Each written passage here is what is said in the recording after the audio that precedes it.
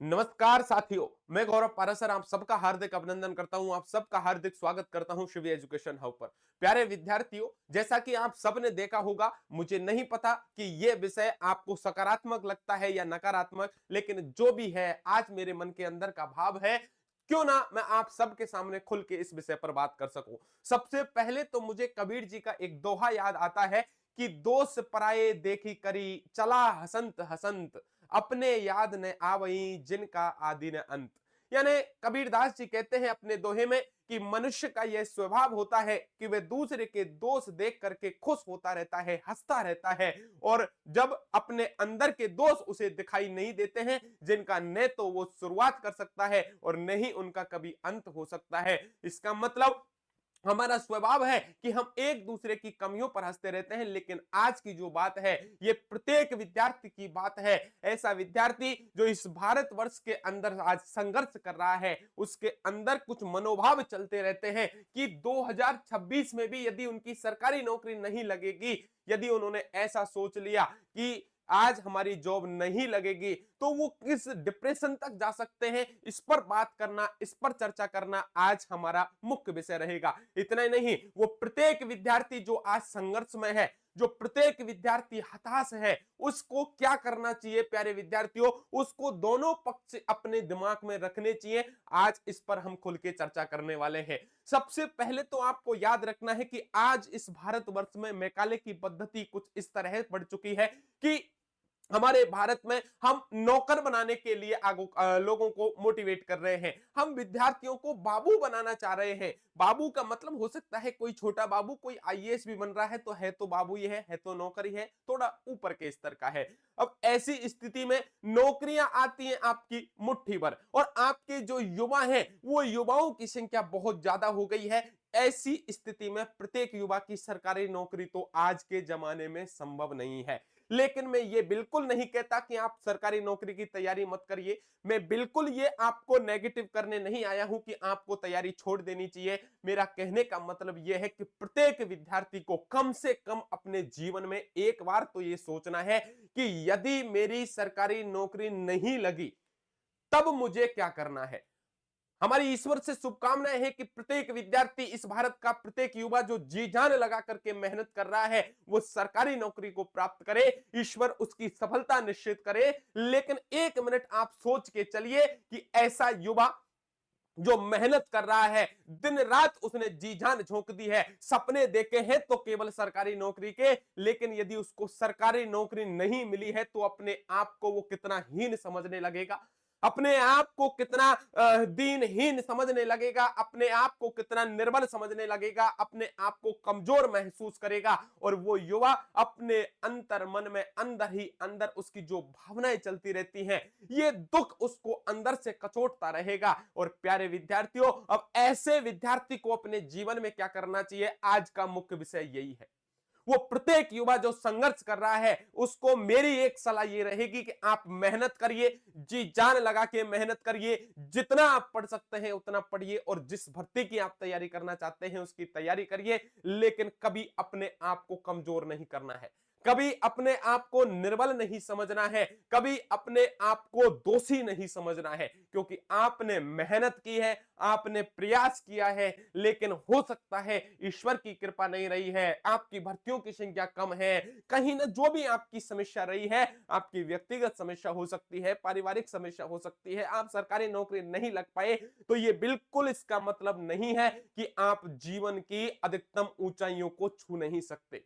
जी हां, मैं आपको दो एग्जाम्पल देता हूं। सबसे पहले देता हूं अमिताभ बच्चन, जो बॉलीवुड के स्टार हैं, जाते हैं रेडियो की तरफ, और शुरुआती जीवन में रेडियो में उन्होंने कदम रखा है, और रेडियो में एक दो उनके इंटरव्यूज होते हैं, लेकिन तीसरे दिन उनको निकाल दिया जाता है कि I am so sorry, Amitabh Bachchan ji आपकी आवाज बहुत भारी है और आप रेडियो के लायक नहीं हैं, इसलिए हम आपको रेडियो से निकालते हैं। अमिताभ बच्चन बड़ा परेशान होता है। एक एग्जाम्पल और मैं आपको देता हूं, वही एग्जाम्पल जो अमिताभ बच्चन के जैसा है, उनका नाम है अब्दुल कलाम जी।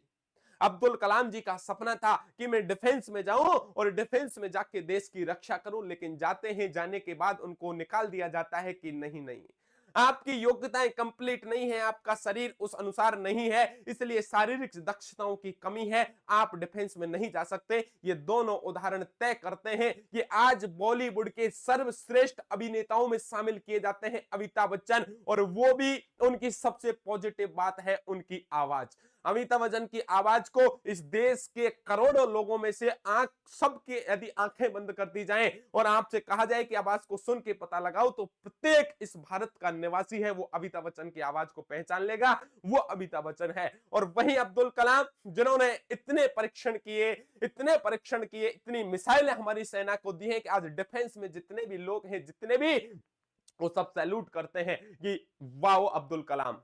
इसका मतलब क्या है?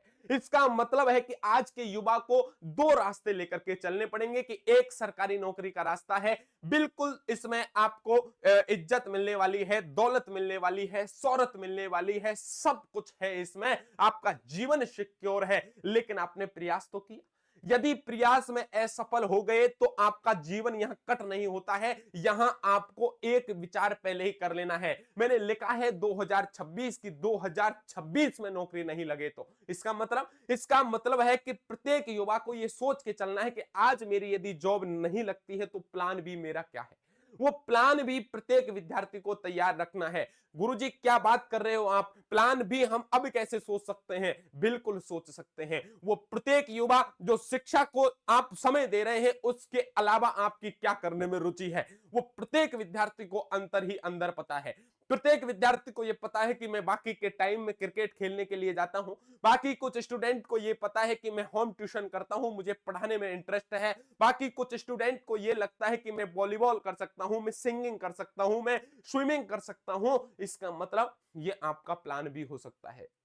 याद रखना, जीवन में 24/7 कभी भी एक काम को नहीं किया जा सकता, लेकिन आप यदि प्लान भी आज लेकर के चलते हैं, और ये बात आपको अंदर ही अंदर स्वीकार करनी पड़ेगी कि यदि सरकारी नौकरी नहीं लगी तो, भगवान ऐसा कभी नहीं करे आपकी नौकरी लगे, लेकिन यदि नहीं भी लगी तो आपका प्लान भी आज जो आपने सोचा है वो हमेशा काम आएगा, ये याद रखना। यदि ये डिसीजन आप स्वयं नहीं लेते तो ये डिसीजन आपके परिवारजनों को लेना पड़ेगा, या आपके चिर परिचित लोगों को लेना पड़ेगा कि आपकी गवर्नमेंट जॉब नहीं लगी है, अब आपको रास्ता किस तरह का दिखाया जाएगा, किस ओर आपका रास्ता जाएगा, किसी प्राइवेट कंपनी की ओर जाएगा, आपके किसी प्राइवेट धंधे की तरफ जाएगा, या आपको कोई ढकेल लगानी पड़ेगी, या आपको किसी दुकान के अंदर काम करना पड़ेगा, या आपको किसी मंडी में काम करना पड़ेगा। इसका निर्धारण आप स्वयं नहीं कर सकते यदि आपने प्लान बी तैयार नहीं किया तो। कोई दिक्कत नहीं है, प्लान ए आपका फेल हुआ है, प्लान बी अभी फेल नहीं हुआ है, याद रखना। इसलिए जीवन में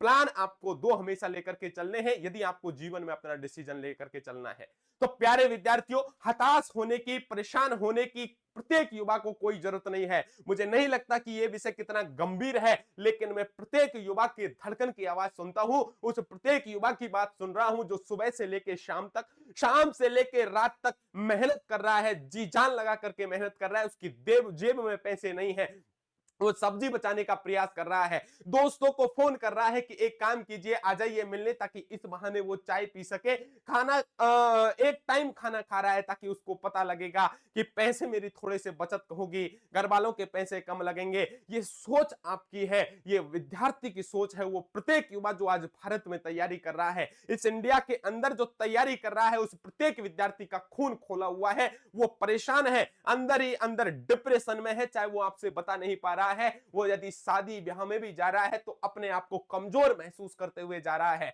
वो किसी से नजर नहीं मिला पा रहा है, उसको ऐसा बना दिया गया है कि तेरी नौकरी नहीं लगी है, इसका मतलब तूने इस देश में कोई बहुत बड़ा अपराध कर दिया है। ये बिल्कुल नहीं होना चाहिए, हम इसके बिल्कुल खिलाफ हैं। और वो प्रत्येक विद्यार्थी जो मेहनत कर रहा है, और सबकी मेहनत एक समान भी नहीं हो सकती। आपको भी पता है महाभारत हुआ तो महाभारत में पांचों पांडवों में भी समान शक्तियां नहीं थी, किसी में ज्यादा थी, कोई धनुर्विद्या में निपुण था, कोई आपका गधा चलाने में निपुण था। तो प्रत्येक इस युवा की शक्तियां हैं वो अलग अलग हैं, और ये हमारे देश का दुर्भाग्य है कि मैकाले की पद्धति है, उस मैकाले की पद्धति ने हम सबको बाबू बनाने का प्रयास किया है, हम सबको नौकर बनाने का प्रयास किया है।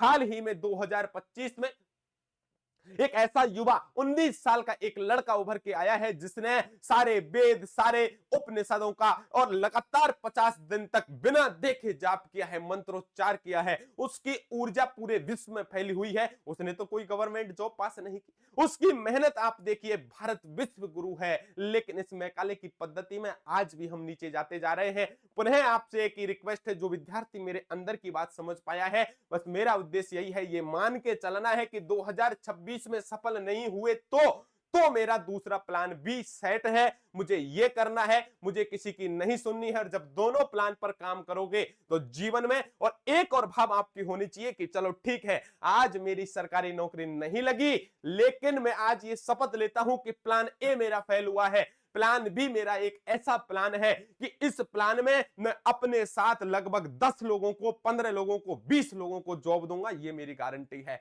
यानी यदि आपकी जॉब नहीं लगी सरकारी, लेकिन आपका प्लान भी ऐसा होना चाहिए कि आप 20 लोगों को और जॉब दें, आप 20 लोगों के बेरोजगारी को मिटाएं। यदि ये संदेश आपने अपने आप को दिया है, यदि ये कर पाने में भी भारत सक्षम हुआ है, तब भारत को विश्व गुरु बनाने से कोई नहीं रोक सकता। ये बात आपको याद रखना है। इसलिए प्रत्येक विद्यार्थी से एक ही रिक्वेस्ट है कि इस वीडियो के लिंक को उन प्रत्येक विद्यार्थी तक शेयर कर दिया जाए जो हताश है, जो परेशान है और जो ये सोच रहा है कि जीवन में मुझसे अब कुछ नहीं होगा।